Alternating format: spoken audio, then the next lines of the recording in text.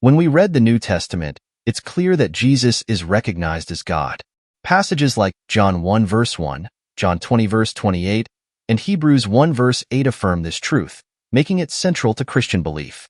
But what about other instances in the Bible where individuals like Moses are also referred to as God? Does this mean Moses was divine, just as Jesus is? In the book of Exodus, we find that God indeed calls Moses God to Pharaoh. In Exodus 7 verse 1, God says, "See, I have made you like God to Pharaoh, and your brother Aaron shall be your prophet." In this context, God is empowering Moses to speak on his behalf. Moses isn't divine in essence. Rather, he's God's agent, acting as a representative before Pharaoh. Moses is a spokesperson, much like Aaron is a mouth for Moses. Now, if being called God means being divine, wouldn't this apply to Moses too? The answer is no, because the New Testament writers use the term God for Jesus in a very different way. They don't just call Jesus God because he's a representative. They present him as fully divine, one with the Father. Jesus himself makes it clear that he speaks and acts as God in a way Moses never could. In John 6 verse 38, he says, "For I have come down from heaven, not to do my will, but to do the will of him who sent me." And in John 10 verse 30, he goes further, saying, "I and the Father are one." This isn't just representation, it's unity in essence. The New Testament also affirms that Jesus is the creator and sustainer of all things. In John 1 verse 3, we read, "Through him all things were made. Without him nothing was made that has been made."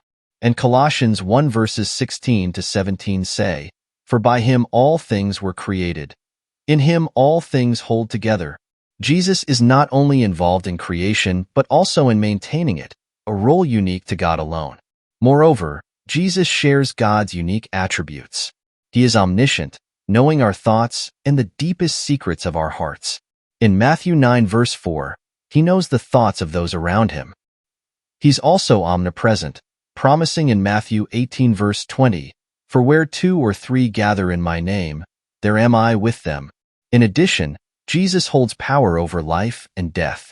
In John 5 verses 28 to 29, he says, "A time is coming when all who are in their graves will hear his voice and come out." Only God can command such authority, and this is an attribute we see affirmed in Jesus. Jesus even receives worship, which is reserved only for God. In Revelation 5 verses 8 to 14, we witness all of heaven bowing before the Lamb. Jesus, proclaiming, "Worthy is the Lamb, who was slain, to receive power and wealth and wisdom and strength and honor and glory and praise." No prophet, including Moses, could ever receive worship in this manner. In Hebrews 3 verses 3 to 6, we're reminded that while Moses was faithful as a servant in God's house, Jesus is faithful as the son over God's house. Jesus holds a position of honor and glory that Moses could never claim. In conclusion, the way the New Testament writers refer to Jesus as God goes beyond mere representation. They present him as God in essence, possessing the fullness of deity. Moses was an incredible prophet, a faithful servant, but he wasn't divine. Jesus, on the other hand, is more than God's spokesperson.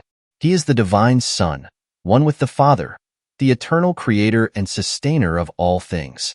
This profound truth calls us to worship Jesus for who he truly is, the Lord God Almighty.